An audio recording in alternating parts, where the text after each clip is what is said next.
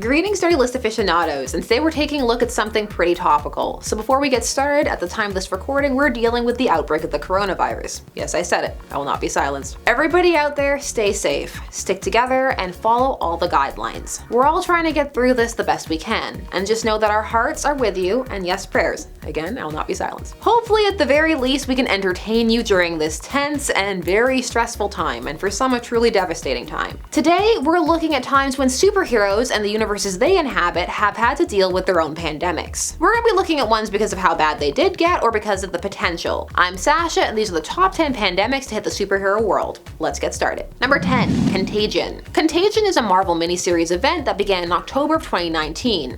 It involves a mysterious disease that was taking over the Marvel heroes, and well, just everyone it came into contact with, turning them into bulbous zombie-like creatures. This event was 5 issues long, and it spread rapidly. Too rapidly for the big brains of the Marvel universe to be able to come up with anything before they too were infected. So it's up to some players you may not expect, like Ben Grimm, Jessica Jones, and Moon Knight to save the day. This one's pretty recent, so I won't tell you whether they do or not. It's all in trade now if you want. Legit, not spawn. I wish. Number 9. Batman Contagion.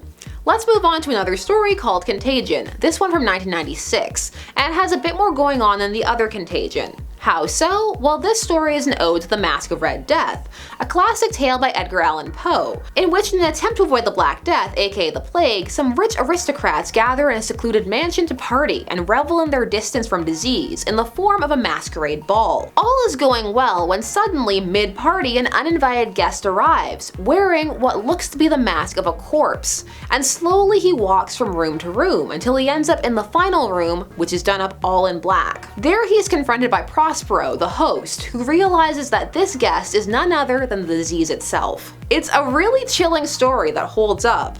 In this DC story, Batman is dealing with Ebola, or as it is called in the DC universe, the Clench, which given what Ebola does may not be the best descriptor. The Melt might be better. Just don't nickname things like this. Nicknames are for nice things. So we have Batman dealing with a very real issue as he has to find out how it is spreading and also stop it from spreading further as the community's attempt to isolate backfire. Number 8.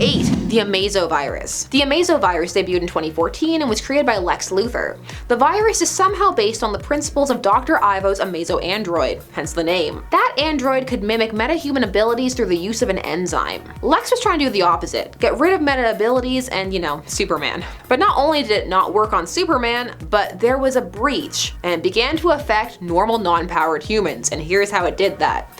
In stage 1, they experienced flu-like symptoms. In stage 2, the infected develop a seemingly random metahuman power, known as a meta-manifestation. Then in 24 hours, we hit stage 3. There the walls of the cells begin to break down. After this, most people die, and if they don't, they end up like the metas who got infected, brainwashed and thinking they are the superior species. The reason this virus didn't work on Clark is because he's Kryptonian, not a meta.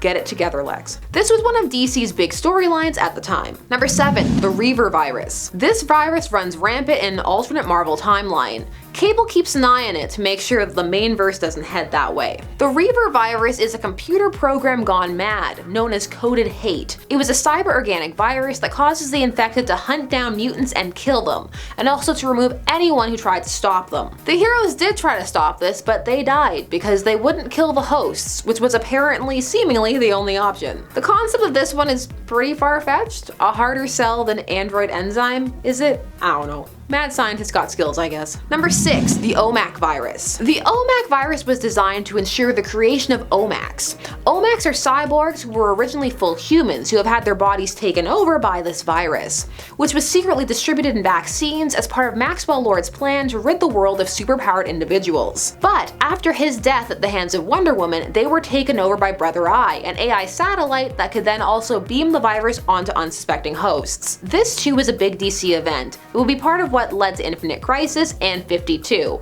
with the Trinity taking a year off to sort out some things and how they all felt in their roles and what had happened. Number 5. The Doomsday virus. This virus comes from Doomsday, who is apparently emitting spores, and the inhalation or any other form of consumption in small amounts begins a transformation into a Doomsday-like being. This is bad news, since Doomsday killed Superman. This change takes place on a genetic level, and those who are infected are also infectious, spreading this virus, creating more and more Doomsdays. The infection also comes with mindless rage, but willpower can hold back the transformation, but it has to be constant. Superman has been infected with the virus. His time with Doomsday since being killed by him has been interesting to say the least. Anyways, a whole world of Doomsday. There's a terrifying thought. Number 4, Mother Vine. We get to travel over to the 1610 or the Ultimate Universe for this one. Mother Vine was a biotech enhancement designed to engineer weaponized mutant children, and it was disseminated secretly through fertility clinics. These children were programmed to be activated via voice command, a secret army of sleeper agents, sent to eliminate a given target since birth. Once the Mother Vine virus instructions were active, the host would not stop until either their goal was achieved or someone stopped them. Miss Sinister was dealing with Mother Vine for a while, which is in no way shocking. Something like this is right up Sinister's alley. Number 3, the Legacy virus. The Legacy virus was created by Cable's clone, Strife. It existed in 3 forms, Legacies 1, 2, and 3. The last one was a mutation. All were airborne. Legacy 1 and 2 targeted mutants and was harmless to regular humans. It would activate in mutants upon the first use of their powers after infection, rendering the mutant incapable of creating healthy cells, while paradoxically increasing their powers, so they would both waste away and burn out. Legacy 3 mutated in the body of a mutant called Infectia, whose body caused there to be an error when it became replicated, and so the virus now didn't only target mutants, but it could also target anyone.